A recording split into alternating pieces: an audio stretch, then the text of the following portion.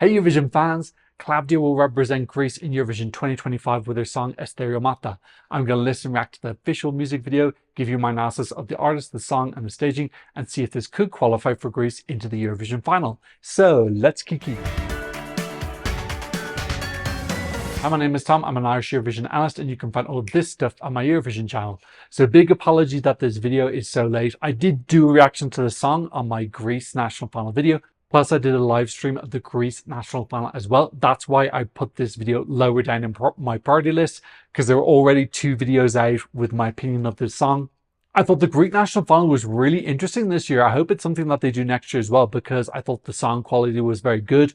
The actual final itself took way too long to start. For some reason, with this like almost 1 hour intro. And then all the songs came really rapidly after that. So I wish it was just a little bit more spread out. I'm not sure if that's the normal way that Greek TV shows are done. I don't usually watch Greek TV. But yeah, overall, it was a fun experience if you just cut out that first hour of waiting. I loved as well when they're announcing the results. It was very camp. They were looking at the results and doing very shocked, dramatic telenovela faces. It was kind of fun. But yeah, I'd love to see this national final grow because I thought that this was a really good year considering it was the first year. Hopefully they announce it kind of early next year and then Greek artists can get their songs in super early and the national final can increase the quality and develop their identity. The winner was Klavida Papadopoulou. Did I say her name right? She's 22 from, oh wow, these words are big. She's from Asteropyrgos in Greece. She is of Pontic descent. I have to admit, I don't know what that means. It's northeastern Anatolia, apparently. My Greek geography is not great. And she rose to fame in 2017 when she was 15 years old, when she auditioned for the 5th season of Greece Has Got Talent. We actually don't see that many Countries Got Talent artists. We see a lot more X Factor and The Voice. Oh, and then the next year, she took part in the 5th season of The Voice Greece. Okay, there you go. She then signed a record deal with Panic Records, which makes me panic. Panic Records is one of the most aptly named record companies. My God, do I panic when I realize that a song is from them. Their copyright is absolutely and utterly insane. They're so incredibly aggressive. Probably the most aggressive. UMG is another aggressive one as well. And in the actual show, she won the Greek jury. She came 3rd in the international jury, which is a little bit surprising. And then in the televote, she came 1st overall, coming 1st, beating Evangelia by only 2 points. So really, really close final in the end, very nail-biting. I'm going to be reacting to her new music video because I want to see any new visual concepts that she might have on the Eurovision stage. I'll give my opinion on the national final staging later, but I'm not going to show it. I need to minimize any audio or visuals in this video because Panic Records are absolutely and utterly crazy about copyright. They do not want me to show anything or play anything. So I'm going to have to distort the volume. I'm probably going to have to chop it up a lot. I'm going to have to cover up the visuals. I'm sorry. That's what Panic Records wants. I'll put the original up onto my Patreon. Okay, this is Klavida singing Asteromata, one and my sticker bank. So really looking for some elevation in the LEDs. Her movement, I'd like to see a little bit more movement from her as well. Very haunting. Beautiful beginning. Love the fire behind her, the bonfire. Gorgeous. Maybe they can do it in LEDs because it's hard to have fire this year. Love her glasses, by the way. Shout out to the glasses wearers. Oh, that's a gorgeous image. That tree. And already we're getting storytelling here. Okay, dress-wise, going a little bit Game of Thrones. Maybe we're getting some images from her home region. Oh, that beautiful image of the birds flying. Beautiful blues, kind of somber. Some small hints of orange as well. So lights on blues. Yeah, that's definitely the theme. Gorgeous Greek monument behind her. I love this color palette. Similar to a little bit what Albania had in their music video. What's she going to be wearing now? We've already seen a couple outfits. All of them look a little bit like kind of long dress. Song isn't really a ballad for me because it's got that beat behind it. It's got quite a lot of energy. It feels like more than a ballad plus ballad. There's a key moment in the staging. Now they need a big wow something on the stage for this beautiful instrumental. Vocals are very solid. She was very good in the national final. Some of this imagery is lovely. Beautiful color palette, a little bit dark, somber, fits with the song. Again, it's beiges into blues. Very pretty. Some brown, that's a perfect example of this brown color palette kind of thing. Showing off lots of beautiful images of Greek, some Greek dress as well. Yeah, lots of very photogenic imagery. This lady who seems to be mourning as well. Another key moment here. This big beat coming in, lovely. So many things for the artistic director to work with, because the song does have layers in it. That image of the tree with this black cloth on it is really divine. That's definitely a keeper. Yeah, so many prettage. Her in front of the monument as well. Love how her dress against the monument. Yeah. Oh, there's... Oh, sorry, she's not done. Beautiful. Really gorgeous song. Okay, hopefully I was able to show you some of that. Again, I'm so hamstrung by Panic Records because they're so incredibly strict. I love that music video. Really again. Let's talk about the song first. Haunting. I love that it's more than a ballad. It's kind of, I feel like this is a ballad that's been adapted for the semi-finals in the televote. Just being aware that having a pure ballad is definitely possible to qualify, but you're kind of leaving yourself a bit of a difficult job. And it just has this beautiful instrumentation coming in. It's got this electronic energy in it as well that just makes it a bit of a ballad plus, but we still get the haunting elements of a ballad. The intro is absolutely gorgeous. Really nicely constructed song. It's not a big wow Eurovision winning song, but it's very solid. This definitely has top 10 potential. It reminds me a little bit of Amanda Tienford, but it feels a little bit more Greek. Amanda Tienford kind of had the Norwegian music production elements in her song. This feels like it just has a little bit more of a Greek sound.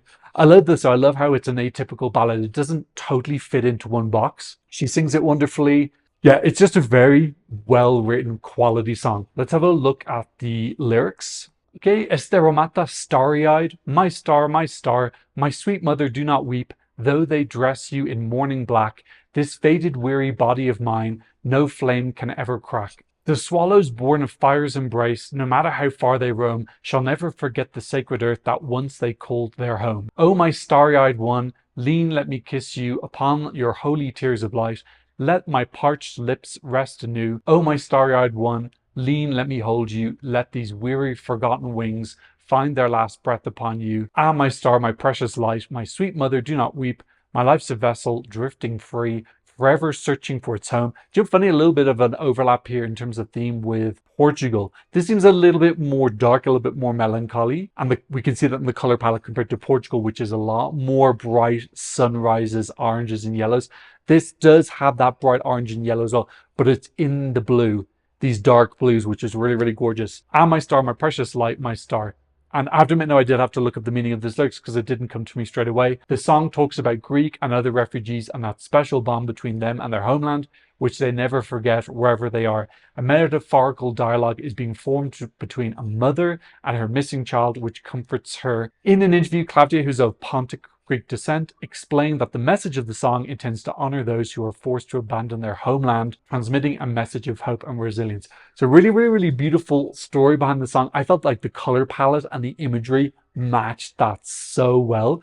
Obviously, I don't understand a single word of Greek, but I got a feel of the core emotions through the imagery there. I didn't pick up the exact precise thing of this message of Greek refugees and other refugees, but I got the core longing, sadness, melancholy, and that's the main thing to get across. Really beautiful. I love their use of blue with this orange. A little bit similar actually to Ukraine as well. That's interesting. They've also have this orange through blue ombre, and that's also a song kind of talking to people who've had to leave the country, representing them, and also talking about them potentially coming home as well. Really nice that we have kind of 3 songs that have a feeling of longing, yearning for a homeland this year. Greece, Ukraine, Portugal, all kind of doing it in slightly different ways. I'm sure there's maybe some others I might have missed, but those 3 kind of stand out to me. All 3 of them in their native language. Ukraine has a little bit of English. Is Greece in the same semi-final as Ukraine? No. Ukraine and Portugal are in one semi-final and Greece is another, so she doesn't need to worry about an overlap in theme or an overlap in color palette, because if they do go for this blue through ombre orange, that's going to clash a little bit with Ukraine. Separate semi-finals, doesn't matter. They can meet in the final and they can be separated enough. Plus, she's a female vocal, so she's a little bit different from Ukraine. Ukraine just has a different sound feel, a little bit more nostalgic. This feels a little bit more modern. Yeah, this is a really lovely entry with a lot of meaning behind it and depth. Okay, let's talk a little bit about the staging. I'm not going to show the national final performance because, my God, I don't want to struggle with 2 Panic Records copyright instances in one video. There's some pretty things in it. Styling wise, I like it. It's giving a tiny bit of Star Trek, and just the beige in general. I don't know if it's the best color palette. I liked the costumes in the music video more. Color palette in the national final, there were some blues, but they also went into reds as well. I prefer the color palette in the music video. Generally, like, there's pretty much everything I prefer in the music video over the national final performance. Some of the criticisms about national final performance, she doesn't move. She stands still the whole time. Now, you don't have to move, but it looks static. You can have a performer stand still, but give the illusion that something else is happening through the camera cuts they're using the dancers. The dancers here do nothing. Oh my God, they have the easiest job in Eurovision history.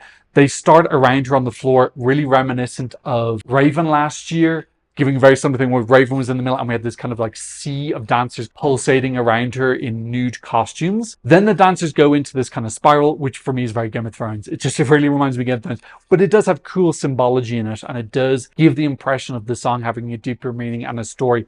But then that's pretty much it. The dancers just lie there for, I think, a good 90 to 120 seconds, and then they slowly stand up. The whole staging is so sleepy. The movement in this is snoozy, snoozy, snoozy. It doesn't elevate the song at all. I think you can tell a story without it looking so slow-mo. Everything in this just looks like it's slow-mo, like everyone's moving through oil. It doesn't work for me. I think this is going to get a pretty big overhaul. So I don't think that this is what the final staging is going to look like at all. I definitely hope not, because this staging for me just doesn't elevate. I don't mind if she doesn't move, but give the illusion that the song is dynamic. Get the dancers to do more, or if they're not going to do anything, take them off the stage. Or it just looks so photographic. It's like a photo that's not moving. Nothing's happening. I do love like a beautiful tableau, but not, I don't want like 90 seconds of a photograph. And I think they're going to have a big overhaul. Like the music video looked much more intricate, had more storytelling. Some of the imagery is beautiful, like this, like the image of the dancers holding this connecting thread,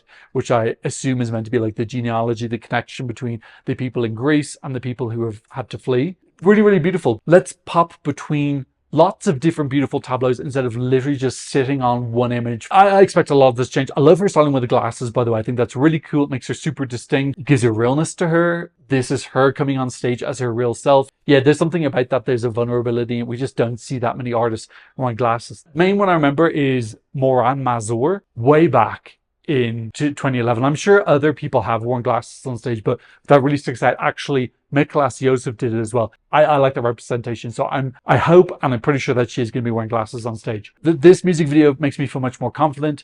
It feels more interesting. It moves around more. It's more dynamic. It's better storytelling. The song is so interesting and the meaning behind it is so interesting. This should have very interesting staging. And they didn't at a national final, but there's been loads of times since then. They should be able to do better. Okay, is this going to qualify? If you've already seen my semi-final 2 prediction video, you'll know that I put this in as a likely yes. Part of that doubt of not putting it in as definite was the fact I thought the staging in the national final was weak. But Greece have a really fantastic record in the contest. So I'm expecting them to elevate whenever they're given a good package. 99% of the time, they will convert that into a qualification. And actually, recently, they've had 3 top 11 finishes in the last 4 years. So not only am I expecting them to convert this into a qualification, but also this can definitely compete for the top 10. This has got jury appeal written all over it. I want them to try and appeal to the televote more though as well. And I think that comes from more interesting staging. They don't have to get her doing something super goofy on stage. Again, I'm okay with her standing still, but then like even just put her on some sort of a pedestal with maybe some thorns or something around it. Just elevate it, make it more interesting, make the dancers do more, hit more tableau poses. Don't have them sleeping on the stage for 90 seconds. You know, hit that beautiful spiral imagery and then move on to the next imagery. In the final, what could this do? I don't want to say this should be top 10, but this definitely can be top 10 in the jury. Televote, I think, is a little bit more difficult, but if you get a really great jury score and an okay televote score, that's enough to put you in the top 10. That's the Alika from Estonia method. Gustav also did a similar thing as well. I think that's what the Greek delegation should be aiming for. I can't see this winning. It doesn't have enough oomph. It's a beautiful song, but it's not risky or bam enough to make it onto the podium. I think this is 18th in the winning odds. I did a video really recently. It's 19th now. It's moved down 1 spot. In the semi-final 2 qualification odds, this is the 7th most likely to qualify. Yeah, I think if they do a decent job, this is qualifying. I believe it's pretty late in this running order. I think it's 7th or 8th in this second semi-final. So they got a very good draw considering they're in the first half, which in fairness, last year, Marina Sadi was in the 3rd running order. So Greece kind of deserved to be later this year. Yeah, this would be a pretty big surprise if it didn't qualify. And I think if it does not qualify, it'll be because the staging is too static and they haven't fixed that since the national final. But I'm expecting them to. Finally, let's check how this is doing in the Eurovision scoreboard, which is one of the largest fan apps. And this is still in the top 10. This is in 9th place. A really, really great result for Greece. The Eurovision scoreboard definitely has a preference for female artists, but it doesn't have a preference for slower songs. The fact that this is up high is a really, really good sign for Klavida. Very top tenable. Definitely the Greek delegation should be aiming for that. I believe their staging is going to be done by the usual guys, Papadopoulos, Fokis Evangelistis. I can't remember if Fokis Evangelistis writes the songs or does the staging. I'm pretty sure he's staging, but it's the usual guy for Greece. He's doing the staging, who did a great job with Amanda Tiemford. That staging was really beautiful. I think they might go for similar lighting. That was very blue and dark. I have a feeling they might do a similar thing this year. Hopefully they do something with a little bit of originality. Don't just copy Amanda's staging. Okay, that's what I thought about Klavida singing Asteromata for Greece. What do you think? Leave me a comment section down below. Thank you to those who've been supporting me on PayPal and buying me coffee. If you want to support the channel, I'll leave a QR code for you here and a link in the description. And of course, thank you to all my wonderful patrons who are patronizing me from all around the world. On my Patreon, you can get loads of fun Eurovision stuff, including the non-chopped up version of me reacting to the music video. Go check it out if you're a fan. But of course, thank you so much just for being here. I'm seeing another Eurovision analysis video very, very, very soon. Goodbye.